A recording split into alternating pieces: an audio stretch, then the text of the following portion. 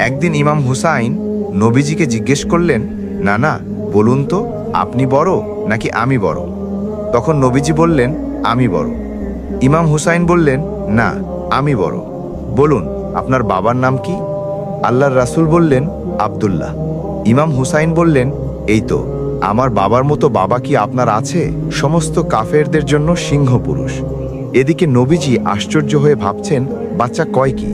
তখন আবার জিজ্ঞেস করলেন, বলুন আপনার মায়ের নাম কি?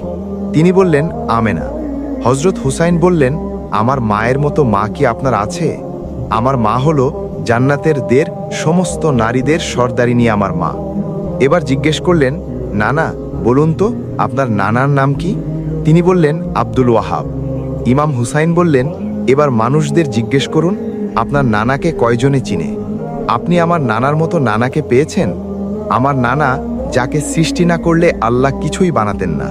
আমার নানা সাইয়্যিদুল আম্বিয়া রাহমাতুল্লিল আলামিন সাইয়্যিদনা মুহাম্মাদুর রাসূলুল্লাহ। আমার নানার মতো নানাকে আপনি পেয়েছেন?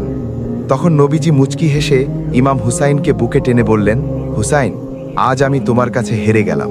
যদি নবীজিকে ভালোবেসে থাকেন তাহলে অবশ্যই কমেন্টে লিখুন, আই লাভ মোহাম্মদ। আর এরকম ইসলামিক ঘটনা শুনতে এখনই জাহিদ খান ইউটিউব চ্যানেলটি সাবস্ক্রাইব করুন।